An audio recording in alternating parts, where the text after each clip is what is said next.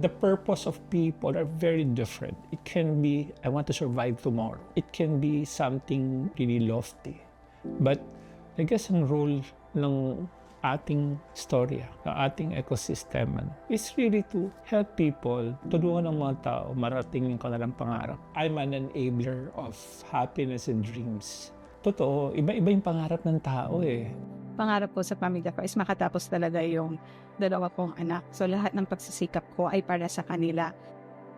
Pangarap po rin sa sarili ko po ay makapagtapos din. Pero mas tutulungan ko muna yung girlfriend ko para siya muna mauna graduate. Working student po ako right now kasi po mag-isa na lang ako. Madalas ginagamit ang salitang purpose for many things.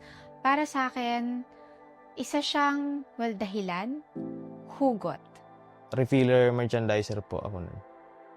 Tapos, naging GL po ako after 2 years, group leader. Pinangarap ko lang po dati yung makabili ko yung gusto ko. Hanggang nakaipon po ako ng pera. Dahil po sa pagsisikap ko sa pagtrabaho sa AAI, nabili ko po yung gusto ko na motor. Bali, 2 taon ko pong pinaghirapan yun. Hindi ko po inakala na mabibili ko yun. Simula po nung nagkamotor ako, malaki po yung pinagbago kasi hindi na po ako nalilate sa traffic na gagamit ko yung oras na sa pag-commute, ilang oras po yung bago ako dumating sa trabaho.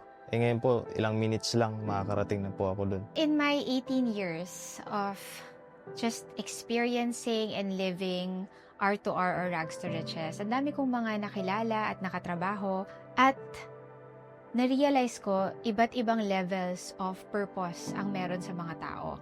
And when I say levels, hindi ibig sabihin may mas mataas na level o may mas mababang level. It just means that they are on different levels sa kanika nilang mga buhay. So, nagbabago every time.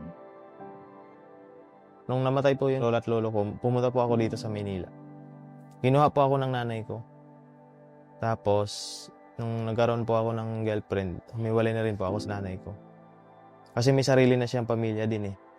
Tapos may anak sila 2. Ako po kasi, nag-stop po ako sa pag-aaral. Yung girlfriend ko po, working student. Gusto ko sana mag-resign na siya sa trabaho para ako na po yung mag-aano sa kanya. So, support.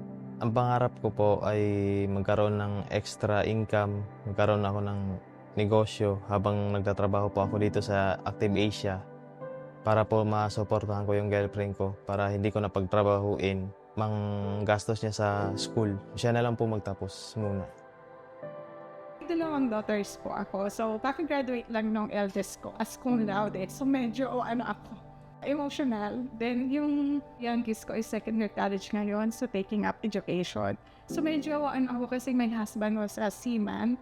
So, from 1-year-old pa lang yung anak ko, na-operahan siya ng brain tumor. So, never na siya nagtaroon ng work. So, parang ako yung mainly na nagtatrabaho for my family.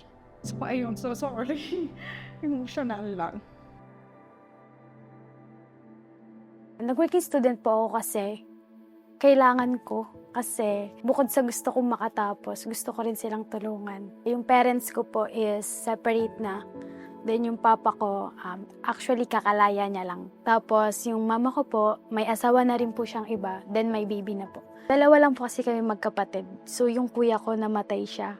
So yung pamangkin ko, yun, inaano ko rin siya. Nakatira po ako ngayon sa lola ko. Ako lang talaga yung nagsusupport sa sarili ko. Mahirap po. Kailangan mo mag-aral sa gabi at kailangan mo magtrabaho sa umaga.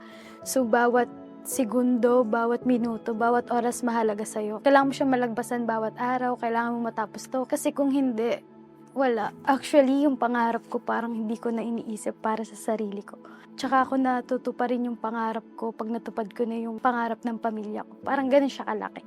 Sa ngayon, hindi ko pa siya masyado na-analyze kung ano, pero sigurado akong mabibigay ko yung buhay na gusto nila. Purpose is never just one-dimensional. Hindi lang siya isa lang. Marami ka pang pangangailangan, so marami kang purpose. Maraming hugot ang iba't ibang tao. Maybe it's how they grew up. Maybe it's their situation in life. But whatever it is, it's important that they know what it is. I've known of this company for 20 years because I happen to be somebody's daughter. My dad has always taught me to remove us from the narrative. It's really not about us, it's about everyone else. And it took me a long time to learn that.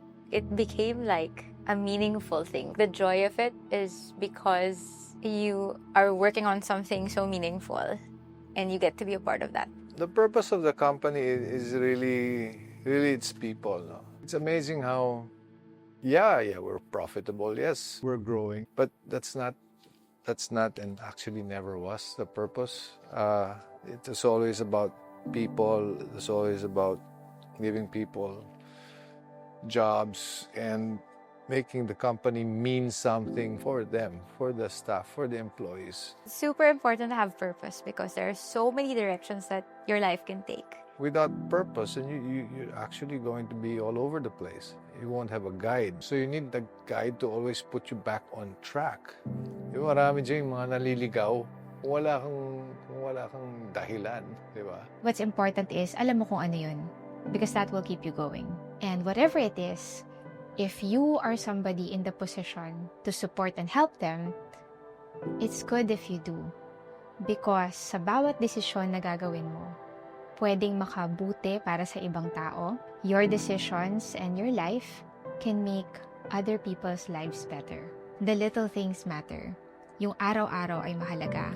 Because naniniwala ako na positive impact and creating impact for others, hindi siya nangyayari by accident. And so as leaders, I think it's the daily, and it's the pauses, and it's the intentional conversations that we have with each other.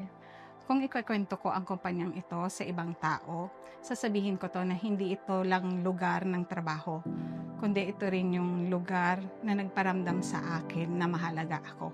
Habang andito ako kasi feeling ko very secured ako, hindi lang financially, kundi emotionally din. Na-operahan kasi ako parang 2 years ago. So magkasunod yon, as in isang August tapos November agad yung sumunod. Yung kumpanyang to parang andun siya sa likod ko. Alam mo na naintindihan nila na hindi ka muna makakapasok sa trabaho, na pwede ka munang mag-rest. Sobrang na-feel ko na yung kumpanyang to, yung, di ba, emotionally, andyan sila. Hindi lang dahil andyan ka na, empleyado nila. Pero naramdaman mo kasi na hindi ka nila empleyado, kapamilya ka nila. Sa hirap ng buhay ngayon, napakalaking bagay na may kumpanyang naniniwala sa'yo, tumatanggap sa'yo, at nagmamalasakit sa'yo.